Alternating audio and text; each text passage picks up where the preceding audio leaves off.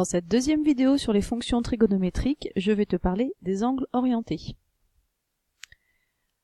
Alors, qu'est-ce qu'un angle orienté? Bien en fait, il suffit de placer un point M sur le cercle trigonométrique, et en fait, ce point M va définir un angle orienté, IOM, alors qu'on note comme ça, là, entre parenthèses avec des vecteurs, donc avec le vecteur I qui est ce vecteur OI en fait, c'est le vecteur unité, et donc cet angle sera orienté, on mettra une petite flèche comme ça pour le signaler, et là donc ça va définir à chaque fois un angle. Donc c'est ça, un angle orienté. Par exemple ici, l'angle orienté OI-OJ, c'est en fait cet angle qui est ici, et en radian, on l'avait dit, c'est 90 degrés, autrement dit, pi sur 2 radians. Si je veux faire la même chose avec OI-OJ', on voit bien qu'en fait on part de I et OI, on arrive à OJ', et cette fois-ci en fait c'est aussi 90 degrés, mais évidemment si je dis pi sur 2 pour les deux, bah j'arriverai pas à différencier le J et le J'.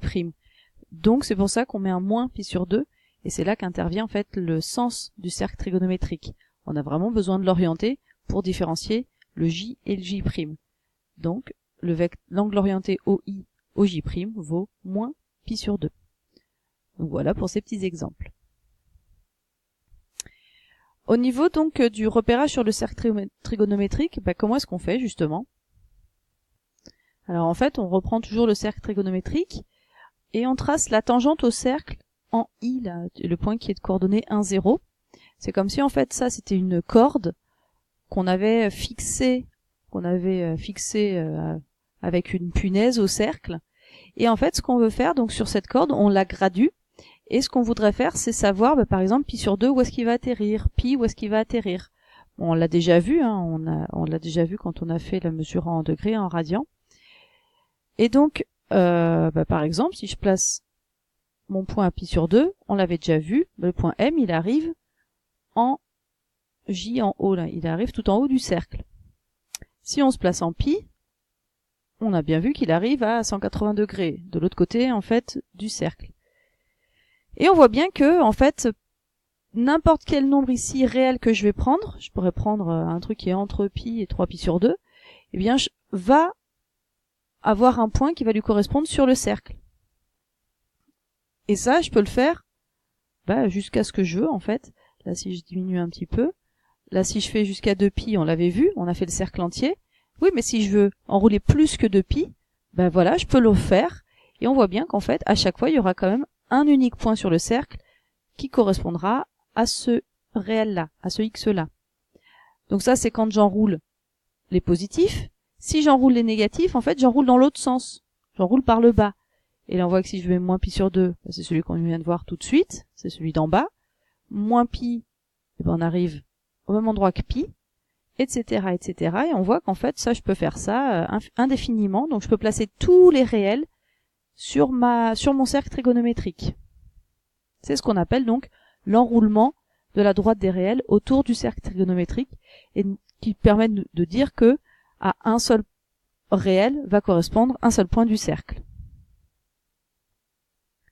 Et donc, on peut parler donc on peut dire que à chaque nombre réel x, on peut associer un unique point M sur le cercle trigonométrique. Bon, par rapport à ça, ensuite, donc une fois qu'on a parlé des angles orientés, on va parler de mesure d'un angle orienté. Eh bien, on appelle mesure de l'angle orienté IOM l'un quelconque des nombres réels associés au point M dans l'enroulement.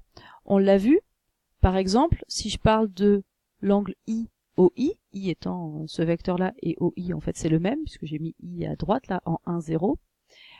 Une mesure de cet angle, c'est 0, puisque j'ai rien parcouru sur le cercle. Mais ça pourrait être aussi 2 pi, puisque si je fais 2 pi, j'arrive au même endroit. Ça pourrait aussi être 4 pi, puisque en faisant 4 pi, j'ai fait 2 fois 2 pi, autrement dit 2 tours entiers. Donc, on voit que des mesures de l'angle orienté IOI, j'en ai déjà 3. Et je pourrais en avoir plus, puisque je peux faire moins 2 pi, moins 4 pi, etc., etc. Donc on voit que déjà j'en ai une infinité de mesures de cet angle orienté. Un autre exemple, si maintenant je veux une mesure de l'angle orienté IOI', avec I' qui est de l'autre côté, autrement dit c'est ce vecteur avec celui-là. Eh bien on voit que pour aller de OI à OI', on a fait 180 degrés, autrement dit pi radian. Donc ça c'est une mesure de cet angle-là, ça c'est si je passe par le haut. Oui, mais si je passe par le bas, j'ai fait moins pi. Ça en est une autre mesure de cet angle orienté. Mais j'aurais pu aussi faire quoi? J'aurais pu aussi partir de ce vecteur i pour aller, enfin pour faire ça, je fais jusqu'à i' et je refais un tour entier. Autrement dit, j'ai fait pi, 2pi, 3pi. Si je fais 3pi, j'arrive aussi en i'. Et donc on voit voilà que on a une infinité de mesures pour un angle orienté.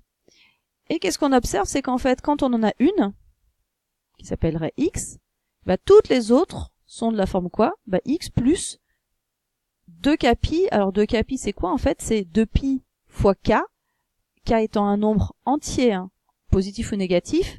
En fait, ça veut dire que on va rajouter un tour entier, 2 tours entiers, 3 tours entiers, 4 tours entiers. Mais on voit bien que si je suis par exemple ici sur le cercle, et ben si je fais un tour entier, je vais revenir à cet endroit-là.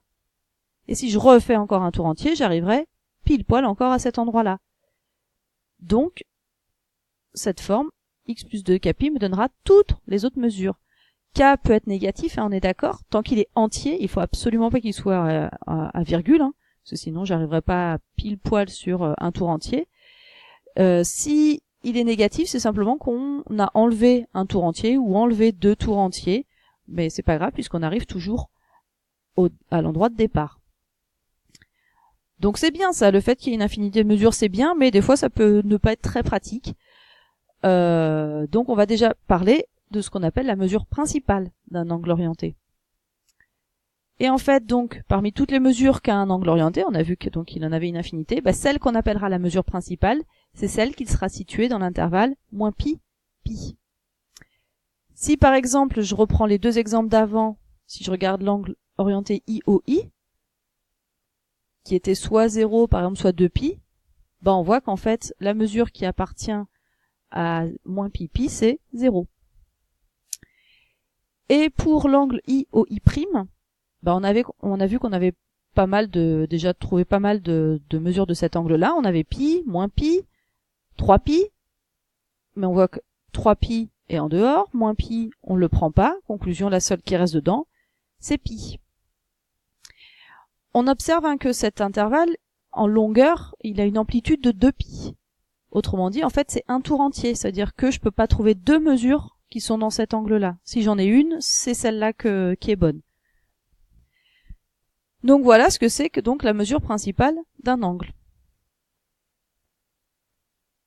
Et c'est en fait, quand on regarde, le plus petit trajet qui nous permettra d'aller du point I au point M. Du point I qui est toujours là, qui est fixe, au point M que je mettrai sur le cercle. Autrement dit, si le point M par exemple est par là, je ferai ce trajet-là. Alors que si le point M est plutôt en bas, au lieu de faire tout le trajet dans le sens direct, qui fait plus que pi, bah, je ferai en fait le trajet direct par le bas.